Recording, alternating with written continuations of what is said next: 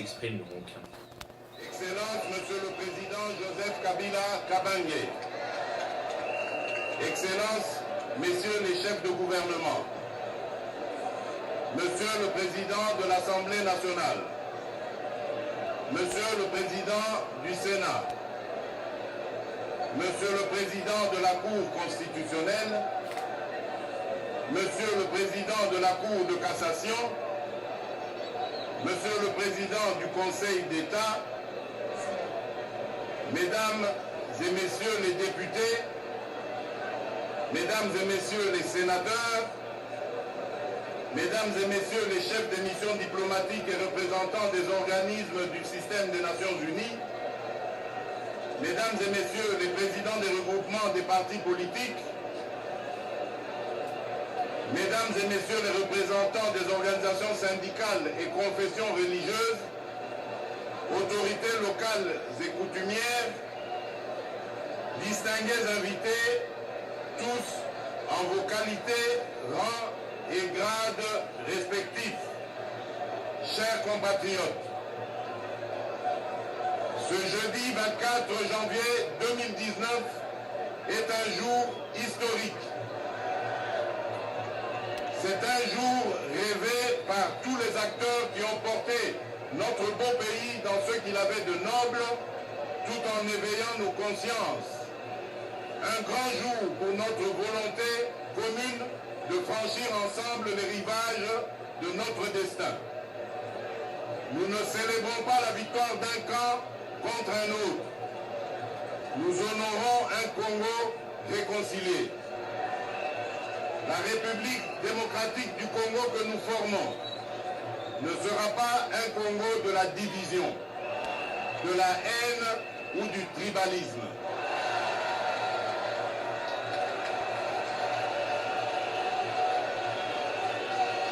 Nous voulons construire un Congo fort dans sa diversité culturelle et son attachement à la mère patrie.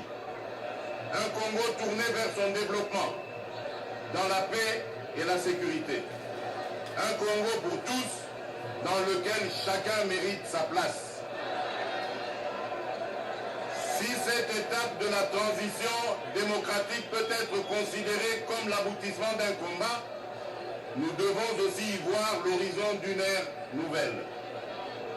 Sans aucun doute, le commencement d'un autre combat dans lequel nous voulons engager tout le peuple congolais, le combat pour le mieux-être de chaque citoyenne et citoyen de ce beau pays.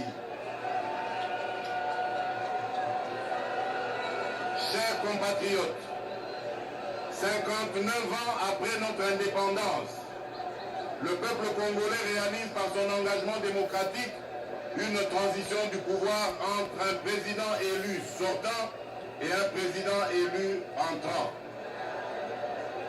Nous tenons à exprimer pour la première fois devant vous notre reconnaissance au peuple congolais de nous avoir accordé à travers son suffrage ce grand honneur.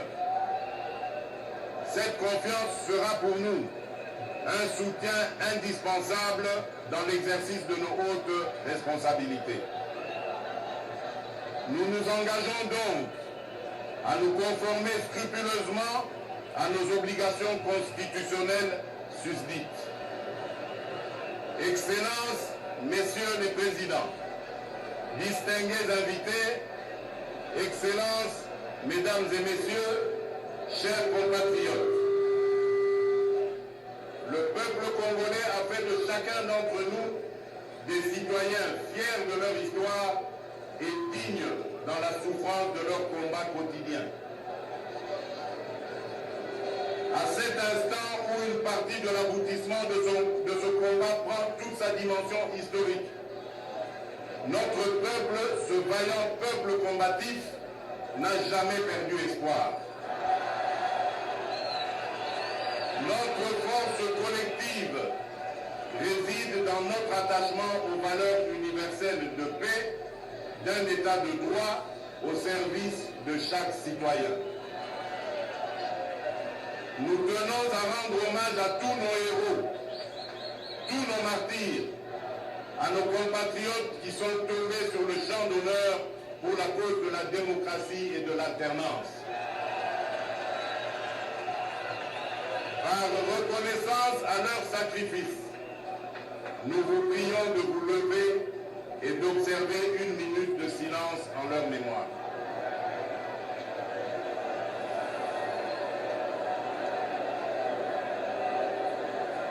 Je vous remercie. Chers compatriotes, ce moment inédit de notre histoire est aussi un instant privilégié pour célébrer différents acteurs présents et passés qui ont contribué à l'avènement de cette transition démocratique. Nous pensons tout d'abord au président Joseph Kasavubu, réputé pour sa droiture et sa gestion saine des deniers publics. Ensuite, au Premier ministre Patrice Emery Lumumba, qui déclara, je cite, « Pour la dignité de l'Afrique, j'accepte la mort ». Puis au président Joseph Désiré Mobutu, déterminé dans la recherche de l'unité du peuple congolais et l'affirmation de notre authenticité. Enfin, au président Laurent Désiré Kabila, particulièrement attaché à l'idéologie de ne jamais trahir le Congo.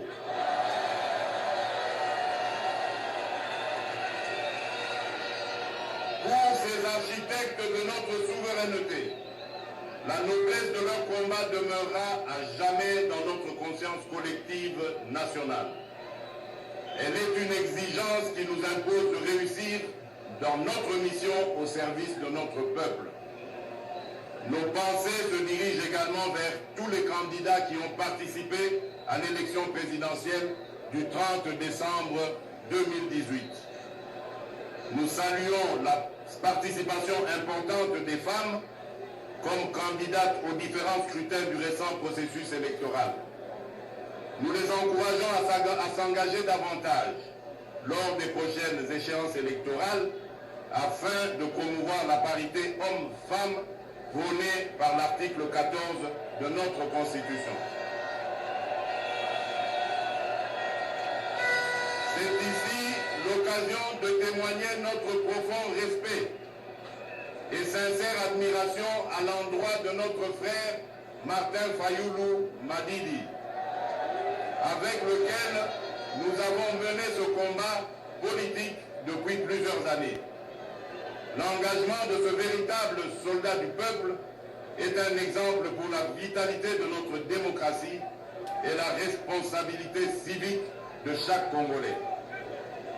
Nous partageons aussi un sentiment patriotique commun avec le camarade Emmanuel Ramazani Shadari et tous les autres citoyens qui ont su apporter engagement et contribution par leurs idées pour un Congo meilleur.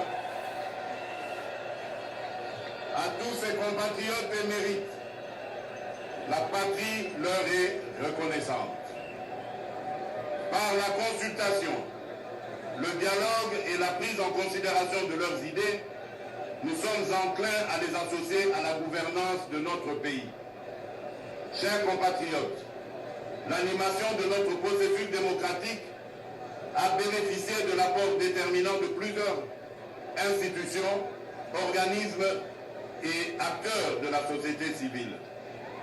Nous voulons aussi mettre en exergue l'important rôle de la Commission nationale électorale indépendante, CENI en sigle, des confessions religieuses dans toute leur diversité, des organisations civiles et mouvements citoyens.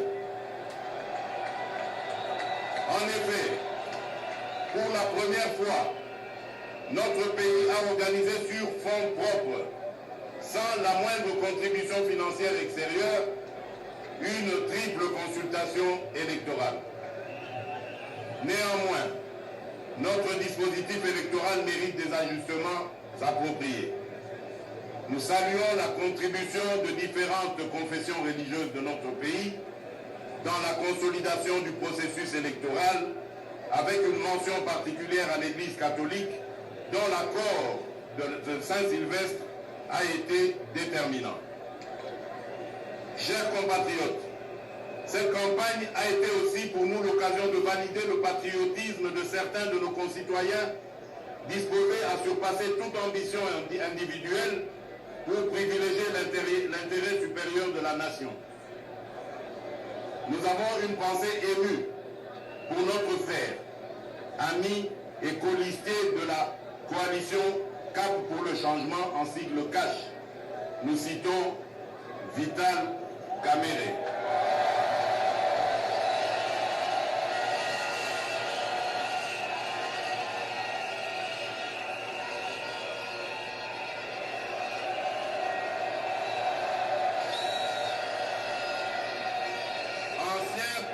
De notre Assemblée nationale. Vital Kamerhe est président du parti Union pour la Nation congolaise, UNC, bien qu'initialement candidat à la présidentielle de 2018, a su mettre les intérêts du peuple congolais au-dessus de ses ambitions personnelles en formant avec nous-mêmes et notre formation politique UDPS le ticket gagnant. Chers compatriotes, la force et l'unité d'un peuple reposent sur la solidarité et la réconciliation nationale. Aussi, dans le cadre d'une action concertée, nous entendons engager le gouvernement et toutes les autorités coutumières de notre pays à œuvrer pour la paix et la tolérance en vue d'une cohabitation pacifique entre nos différentes communautés. Par ces vertus, l'épisode douloureux des conflits tribaux et locaux qui ont endeuillé notre pays ne sera qu'un lointain et triste souvenir. Outre nos citoyens civils, les premiers garants de notre cohésion nationale sont nos forces de défense et de sécurité qui assurent un rôle primordial dans la protection et l'intégrité du territoire ainsi que dans celle des personnes et de leurs biens. Nous leur offrirons un cadre de travail digne de leur mission pour en faire une institution véritablement républicaine. Nos forces de défense et de sécurité doivent être porteuses du dialogue entre civils et leurs différents corps de métier. La gestion de nos forces de défense et de sécurité doit se faire sans la moindre discrimination ethnique ou sociale. À compter de ce jour, elles doivent se sentir pleinement intégrées dans la nation par leurs actes. Nous voulons valoriser par une plus forte responsabilité l'attachement de nos compatriotes aux valeurs républicaines qui régissent notre nation.